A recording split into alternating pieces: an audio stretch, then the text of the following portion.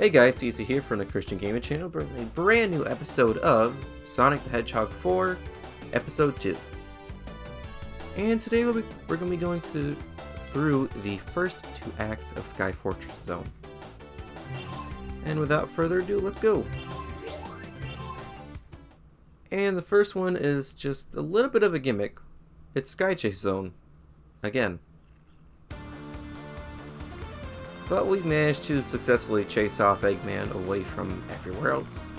So the only place that he has left to go is the sky.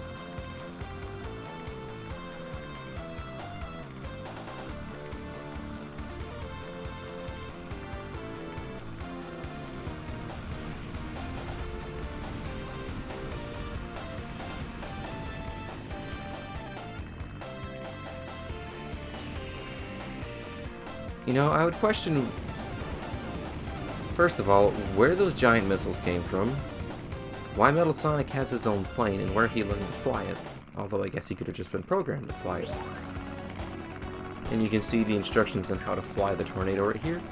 I don't need them because I've played this enough to know what I'm doing, thankfully.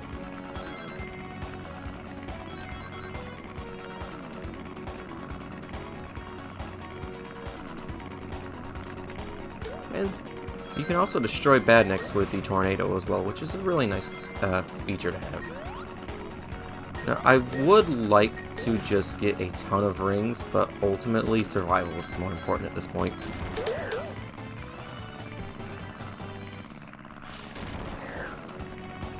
If you do a spin, Tails will get dizzy and be unable to control the tornado for a little bit, but that's okay.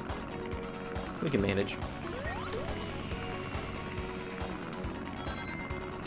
A nice change they did from Sky-based Zone is to make all of the animals do free flickies. Or chickens, as it is.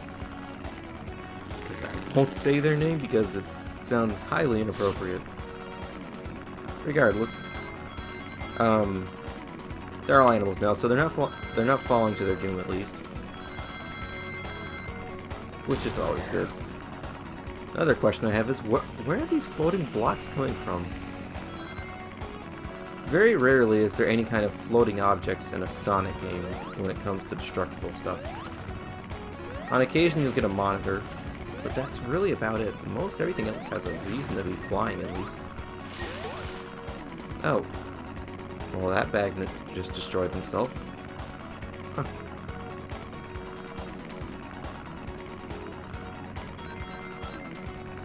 There is an achievement that you can get called, I think, Metal Sonic Destroyed or something like that. I can't remember the exact name of it. But if you destroy Metal Sonic's plane, you get an achievement for that, which is cool, really cool.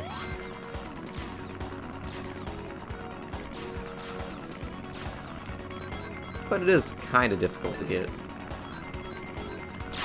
Usually Super Sonic helps with that quite a lot.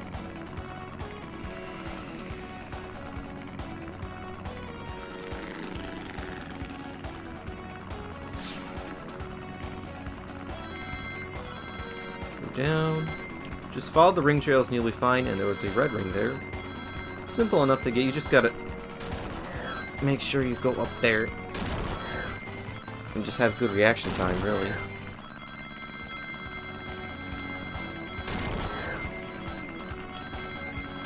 I don't know why Tails doesn't get dizzy from doing it in the speed mode, but I guess that works. I mean, gameplay wise I understand it, but I'm just thinking in-universe, it doesn't make much sense. And Tails will have to make a quick save. There he goes. So it's just Hedgehog versus Metal Hedgehog right now. And you can see sometimes the targeting reticle doesn't actually work. I don't think that was a failure on my part. I could be wrong.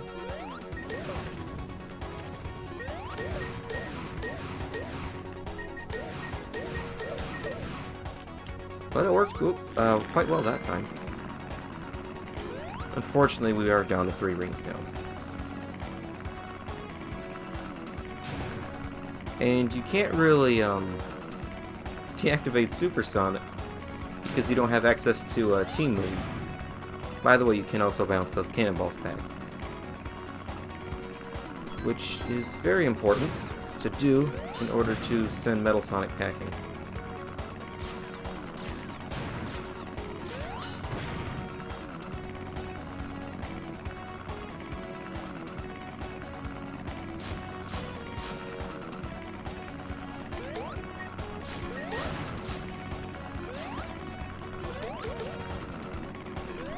Just go underneath him and we'll be okay. And the tornado just snapped into... It did it again. Uh-oh. Tails. Fly up! Okay.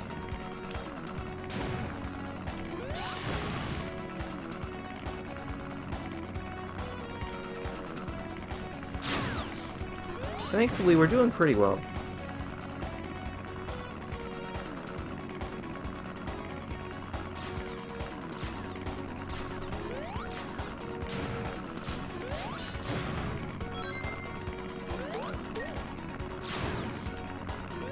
Oh, we took him down. Awesome. Honestly, I remember that being a lot harder than it was. Huh, my mistake.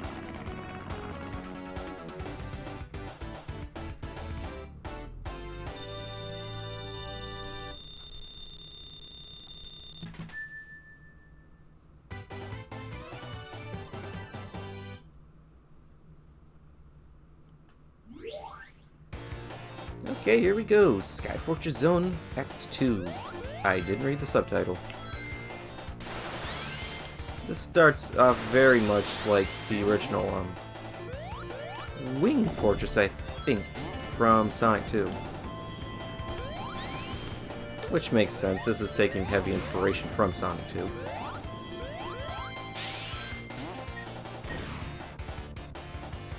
But it's a nice stage. It's fun. It has plenty of interesting gimmicks and badniks to destroy.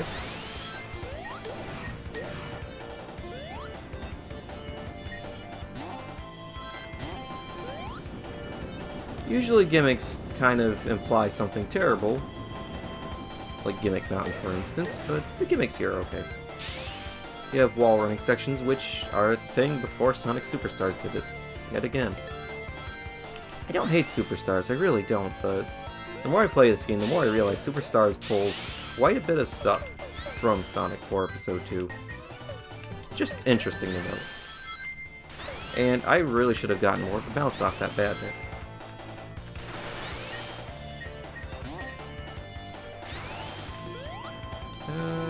Do we need that, though? Here, maybe.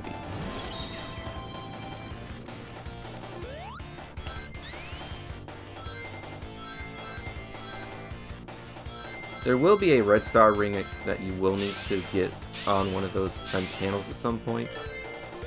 I just don't remember what exactly the location is for that.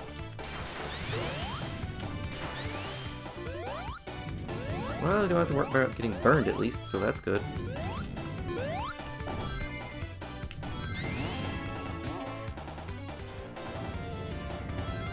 Just have to time it out.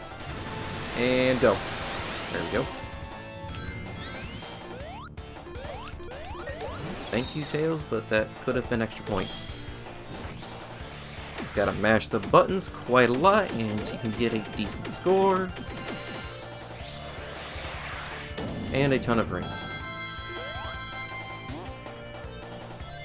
But I'll try and refrain from using Supersonic, because A, the music's kind of repetitive, and B, I feel it's more interesting to watch somebody use normal Sonic than to watch somebody just constantly use Super.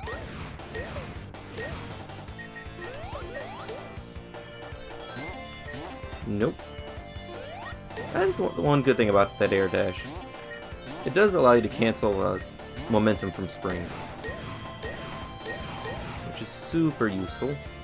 Also, that red badnik you saw occasionally has spikes come out of it, so be careful with your timing.